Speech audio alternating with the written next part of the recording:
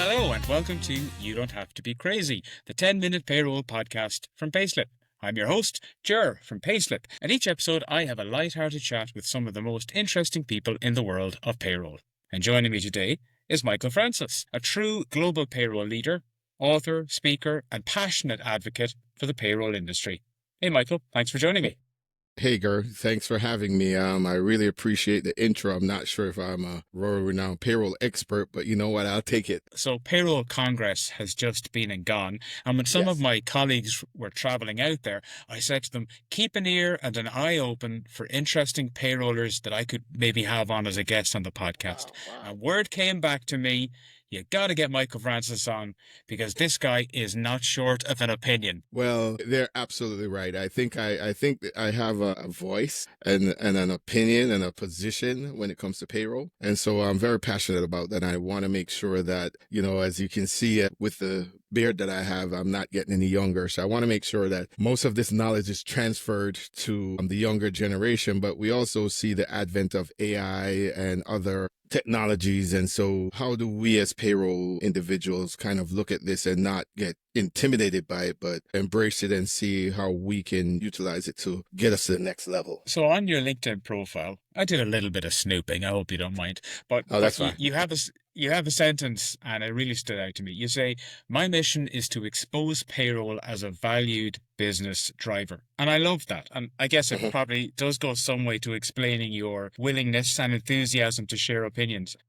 Do you think then that maybe payrollers as a group of professionals, maybe we haven't been so good at articulating that value, or maybe we've been shy or reluctant to do so? I think the nature of payroll in of itself, right? It's a lot of transactions. There's no real room for error. So a lot of times payroll individuals, even at the highest level, are very transactional. Heads down, making sure that we can deliver paychecks every pay period. But the type of, that in this day and age, data is king, right? And who has better data than payroll, right? Not only do we have their demographic data, we also have paid data. So how are we utilizing that data to start helping to drive the business? And so that's going to require that we kind of lift up our heads from transactions and really start digging into that data, cutting and slicing it, see what stories we can tell from it, right? And so I think, no knock on any payroll person. I'm a director of payroll. I have a wonderful team, but I'm still very much in the weeds of things. So I have to fight my way out of just being in the weeds, being able to delegate to my capable team,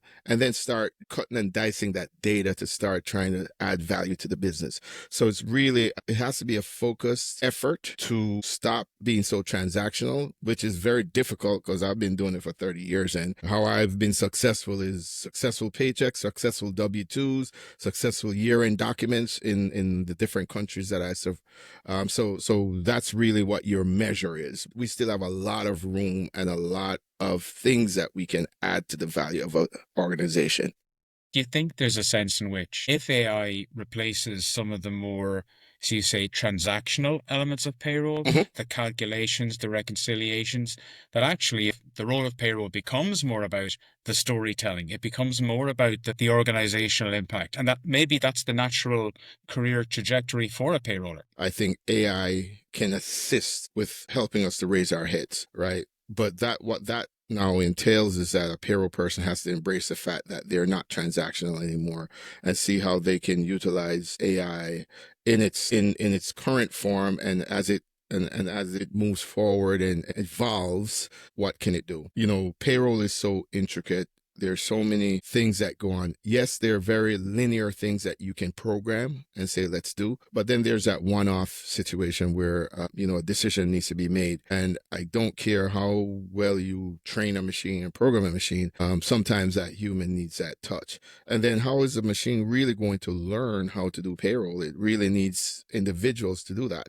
So at the end of the day, there's still a place for human beings, even if AI takes over. It's really, really about people upskilling themselves, understanding AI, understanding how it's coming. And even if you don't understand, start creating things that can say, here's my place in the industry. One of the things I'm working on for next year's Congress is, you're getting a scoop on this on this podcast, is that I fully intend to come to deliver a framework of how people can take what's currently available and integrate it into their payroll processes. Of course, it's going to require a lot of partnership, a lot of discussions with your IT and security people at your organization. But I think once those conversations happen, you have a real sense of what it is that you want to do. Here's a framework of how you can package that and get it through what you need to get through. So it's a work in progress. I hope I didn't oversell what I'm going to do next year, but that's my intent. You're pretty hot on the potentiality of AI. Is there anything that worries you about it, or anything that you see as a potential drawback? I mean, if we're thinking about AI, certainly we need to be worried about hallucinations. Certainly we need to be worried about, setting up guardrails. You don't want AI making up payroll stuff. It has to be accurate. So yes, I have the same concerns that everyone has around, security, around hallucinations, making sure you have guardrails. And then on top of it too, really making sure that your results that are coming from AI are not biased, right? Will it limit entry-level positions? Already as a career, as an industry, it can be a challenge to entice people into the world of payroll. If AI is doing a lot of the entry-level, okay, tedious manual work, yes. Does it restrict entry points for graduates? Yeah, and definitely, right? But I think my position there is, the younger generation of individuals coming into the workforce today, they're very much attracted to, positions that have purpose, but they're also very technology driven. So I look at AI as an opportunity to start attracting people to the industry if they are getting a component of technology that, they can play with, experiment with, and so on. Now, in terms of entry-level jobs, what that really means from that perspective, that those entry-level jobs are probably not going to be as they are today. They're probably not going to exist, right? Because if your AI is doing those entry-level things, but then if you have an individual leaving school who has done some information technology, enjoys AI, enjoys the things that it does, why not payroll? Payroll would be an opportunity for them to come in and do use some of those skills. So yes, there's a concern about entry-level jobs and